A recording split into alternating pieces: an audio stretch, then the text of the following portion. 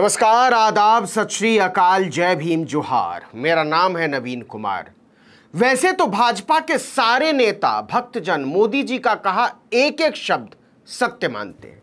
गोया जो तुमको हो पसंद वही बात करेंगे, तुम दिन को अगर रात कहो रात कहेंगे।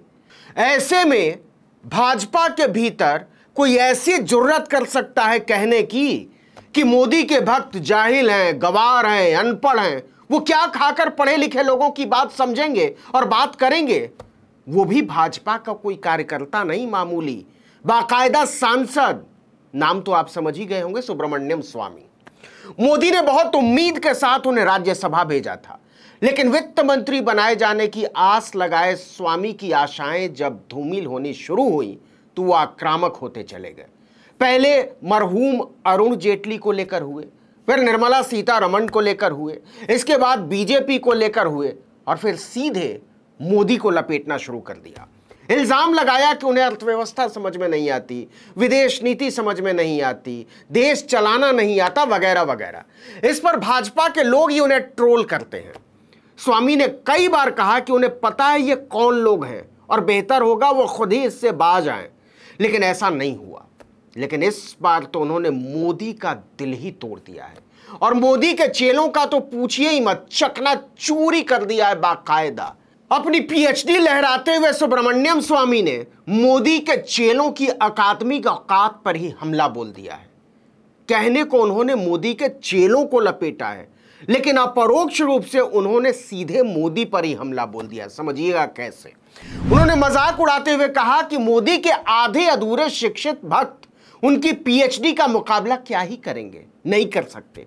उन्होंने लिखा कि ट्विटर पर मोदी भक्तों के साथ समस्या यह है कि वो आधे साक्षर हैं, वो मेरी पीएचडी और ज्ञान के आधार पर किए गए ट्वीट का मुकाबला नहीं कर सकते हैं। तो ऐसे में वे सभी मंद बुद्धि का दुर्व्यवहार करते हैं, जिससे वो ब्लॉक हो जाते हैं। सुब्रमण्यम स्वामी यही नहीं रुके, इसके बाद उन्होंने अलग से एक ट्वीट दागा कि मेरे पास 10 मिलियन यानी 1 करोड़ से ज्यादा असली फॉलोवर हैं, जबकि उनके लिए अपमानजनक ट्वीट करने वाले यूजर के ज्यादातर सिर्फ 10 से 20 फॉलोअर्स होते हैं। इसके लिए भी उन्हें भुगतान किया जाता है। असली फॉलोअर्स किसके नकली है समझ लीजिएगा।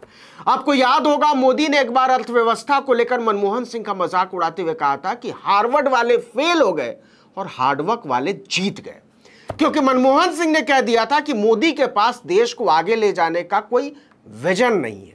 हालांकि मोदी के हार्डवर्क ने देश को रसातल में पहुंचा दिया। इतिहास में पहली बार पेट्रोल 100 के पार चला गया और डॉलर के मुकाबले रुपया इतिहास में पहली बार 80 रुपए के नीचे गिर गया। अच्छा, यह भी अपने आप में कमाल है कि देश जितना गिरता जाता है मोदी उतने उठते जाते हैं। देश के आम लोग, गरीब, मजदूर, छोटे कारोबारी दर्द से जितने बिलबिलाते हैं मोदी उतने ही कस के ठहाके लगाते हैं, उनको मजा आता है। लेकिन बात हार्वर्ड की हो रही थी। मोदी मनमोहन सिंह पर हमला बोलने के लिए हार्वर्ड वालों का मजाक उड़ाते हैं, पढ़े लिखे लोगों का मजाक उड़ाते हैं, लेकिन शायद उन्हें पता नहीं रहा होगा कि मनमोहन सिंह हार्वर्ड के नहीं, कैम्ब्रिज के पीएचडी है। हार्वर्ड वाले तो सुब्रमण्यम स्वामी है, भाजपा के अपने। उन्होंने 1965 में हार्वर्ड यूनिवर्सिटी से इकोनॉमिक्स में पीएचडी की थी, सोचिएगा। वो सेंट्रल स्टैटिस्टिकल इंस्टीट्यूट के डायरेक्टर भी रहे दिल्ली में। और मोदी की डिग्री के बारे में तो आप जानते ही हैं। तो ऐसा मत समझिए कि उन्होंने मोदी के भक्तों की तरफ हार्वर्ड की पीएचडी लहराई है, मतलब सुब्रमण्यम स्वामी ने। उन्होंने सीधे विश्व गुरु को बताया है कि हमारा मामला जरा दूजा है, हम हार्वर्ड के पीएचडी हैं, वो भी असली वाले। अपने चेलों चपाटों को संभालिए जो 2-2 टके पर ट्विटर पर हमारे खिलाफ अभियान छेड़ा करते हैं। दुनिया को लेकर हमारी समझ और ज्ञान का कोई मुकाबला नहीं है, सो चिल। एक जमाना था जब सुब्रमण्यम स्वामी मोदी की शान में कसीदे पढ़ा करते थे, लेकिन जब से उन्हें एहसास हो गया कि राज्यसभा में यह उनका आखिरी ही कार्यकाल है, वो लगातार मोदी को नासमझ और देश को गर्त में ले जाने वाला साबित करने पर तुले हुए, वो भी पुरजोरी से।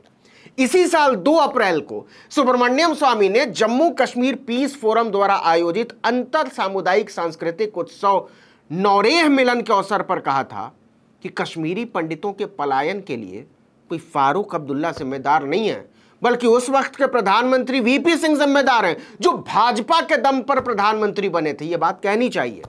पिछले साल दिसंबर में सरकार की आलोचना करते हुए स्वामी ने कहा कि सीमा मुद्दे पर चीन के साथ सरकार के व्यवहार से वो संतुष्ट नहीं है, क्योंकि अर्थशास्त्र न प्रधानमंत्री की समझ में आता है और न वित्त मंत्री की समझ में आता है। अप्रैल में ही सुब्रमण्यम स्वामी ने मोदी से शिकायत की थी कि बीजेपी की आईटी सेल की फेक आईडी से उन्हें ट्रोल किया जा रहा है। साथ ही ट्विटर वाले विवाद पर उन्होंने हमला बोला कि बीजेपी आईटी सेल की नाकामी छिपाने के लिए ट्विटर पर शिकंजा कस रही है मोदी सरकार। हाल ही में वरुण गांधी ने जब अग्निपथ योजना और रोजगार को लेकर लगातार सवाल पर सवाल किए तो सुब्रमण्यम स्वामी ने वरुण गांधी की जमकर पीठ ठोकी। हाल ही में हुए पैगंबर मोहम्मद विवाद को भी याद कीजिए। स्वामी ने मोदी पर तीखा हमला बोलते हुए कहा कि मोदी जी की अरब के लोगों के सामने कोई औकात नहीं है, वो उनके सामने खड़े तक नहीं हो सकते। दरअसल सुब्रमण्यम स्वामी इन दिनों मोदी से बुरी तरह तमतमाए हुए हैं और इस गुस्से में अक्सर ऐसा कुछ बोल जाते हैं जिस पर भाजपा का चेहरा लाल हो जाता है। और आजकल भाजपा का मतलब है मोदी। एक बार उनसे पूछा भी गया था कि आप अपनी ही पार्टी को क्यों कोसते रहते हैं। इसका जवाब देते हुए स्वामी ने कहा था कि पार्टी के घोषणा पत्र के आधार पर जो बातें कही जाती हैं, अगर मैं उस मुद्दे को उठाता हूं तो गलत कौन है, मैं या पार्टी? आप कह सकते हैं कि पूरी भाजपा में सुब्रमण्यम स्वामी इकलौते नेता हैं जिनके मुंह में अभी भी जुबान बची हुई है और जुबान के साथ आवाज भी बची हुई है। शायद इसी वजह से अपने बयानों से पार्टी के लिए वो मुश्किलें खड़ी करते रहते हैं। आए दिन वो मोदी सरकार की नीतियों पर सवाल खड़े करते देखे जाते हैं और जब भी वो ऐसा करते हैं ट्विटर पर एक सेना उन पर टूट पड़ती है। स्वामी ने आरोप लगाया कि ऐसा करने वाले पीएम मोदी के नाम पर अंधभक्त एम्प्लॉई हैं जो पैसे लेकर उन्हें अपशब्द बोलते हैं, जबकि मैं अपने ट्वीट खुद करता हूं। इसी साल 23 मई को स्वामी ने अपने एक ट्वीट में लिखा था कि ट्विटर पर मोदी और उनके बीच यह अंतर है कि उन्होंने हीरोइन जोशी को अंधभक्तों को और गंधभक्तों को अंधभक्त और गंधभक्त कहा था।